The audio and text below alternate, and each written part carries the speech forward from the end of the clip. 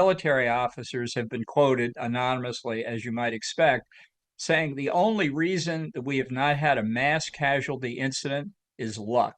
Well, the government in Iran, although not officially, but through various leaks, has obviously blamed Israel. I think it is unlikely to be Israel because I don't see that Israel derives any benefit from the kind of attack we've seen, which is just a mass terrorist attack. It's one thing for Israel to take out a leader of Hamas, which they did in Beirut a couple of days ago. But this sounds to me more like something that could come from opposition groups within Iran itself. It's a very unstable situation in Iran. The regime is at a weaker position than it's been really since 1979. And it's interesting, at least as of the time we speak, that the government has not pinned the blame on anybody officially, and no group has tried to claim responsibility. Let's talk about and pick up on the killing of Hamas's deputy leader yesterday. The leader of Hezbollah has given a very long address this evening, condemned the dangerous killing of that Hamas leader, and warned Israel that there will be no ceiling and no rules if it wages war on Lebanon. Many people then, I think, are going to be asking, John, whether Israel and Hezbollah, of course, who are funded by Iran, are heading for war. What do you think? Well, I think they are already at war. Hezbollah has been attacking northern Israel since a matter of days since the Hamas attack on October the 7th. And I think what's important to understand here is that in this region, we're looking at one big chessboard.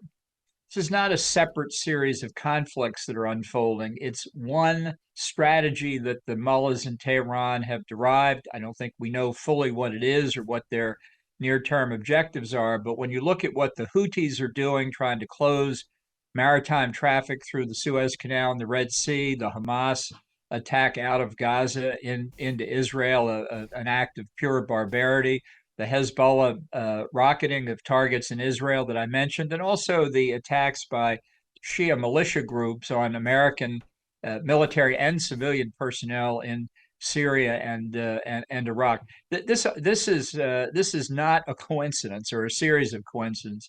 This is Qasem Soleimani's Ring of Fire strategy at work, and so that was one of the ironies why this attack in Kerman in Iran took place on the fourth anniversary of Soleimani's death. Just looking further at what the Hezbollah leader Nasrallah has said, he's threatened to fight with no rules if Israel starts a war on Lebanon. What does that look like, John, in your experience? What is he warning of there? Well, Hezbollah doesn't fight with rules anyway. That's emblematic of terrorist groups. You know, in the West, we've tried for centuries to mitigate the impact of warfare by separating civilians out of it through a variety of rules about what's permissible and what's not permissible. Really, the underlying premise of terrorism, and not just in the Middle East, but around the world, is to put civilians precisely in the middle of the conflict. And I think that's what Hezbollah would do if it unleashed its own terror attacks into Israel or simply began to use some of the tens of thousands of missiles that are believed to be held by Hezbollah in their arsenals inside Lebanon. So that's why I think when people talk about the war expanding, the war already exists on all of the fronts that I just mentioned. The level of intensity may go up, but the conflict has already begun. And what is the West's position in this? We've had Hezbollah say that the US are the ones preventing the end of the war in Gaza. You've talked, you've written very, very recently that attacking Iran could be the only way to deter them from being further involved in the Israel-Hamas war. And we've seen, as you said, the big chessboard, the big extensions and all the ramifications of the war that we've been discussing so far.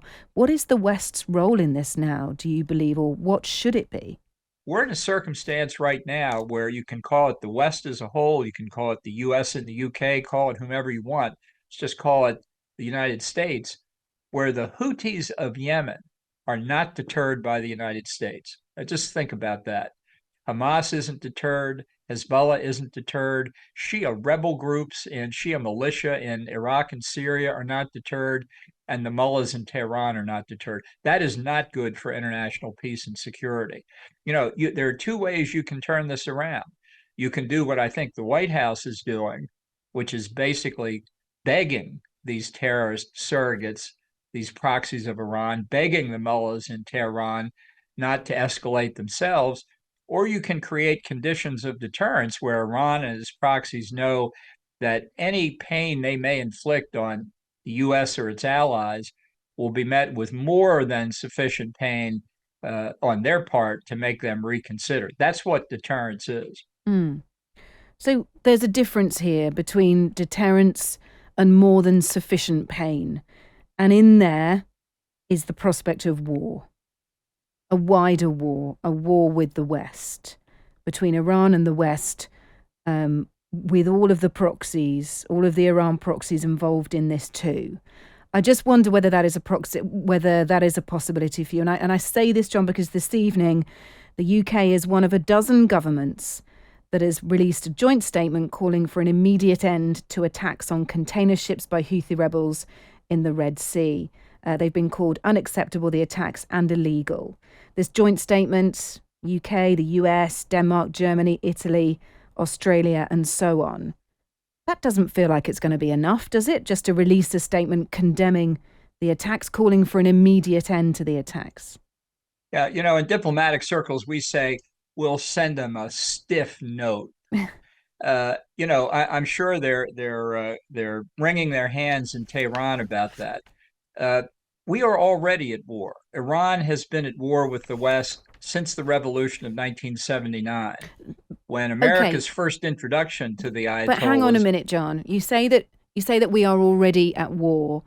That is not how Western governments describe it, and I appreciate Well, they are what you're wrong. saying. Okay, Let me say, they are wrong. Today in Iraq and Syria, American personnel are at risk and have been at risk by these attacks by what are clearly Iran's proxies, these Shia militia groups. They have caused some casualties, only one fatality that I'm aware of. But American military officers have been quoted anonymously, as you might expect, saying the only reason that we have not had a mass casualty incident is luck. And I don't think it's right for the government of the United States to leave its people exposed, not just military, but civilian personnel. Our embassy compound in Baghdad was rocketed a couple of weeks ago, and hope that Iran and its proxies don't get lucky. okay. So This is not a call for wider conflict immediately, but people have to recognize the threat when they see it. And it was Winston Churchill who talked about what happened when people didn't recognize threats. He called it the confirmed unteachability of mankind. We'll see if we're at that kind of moment now.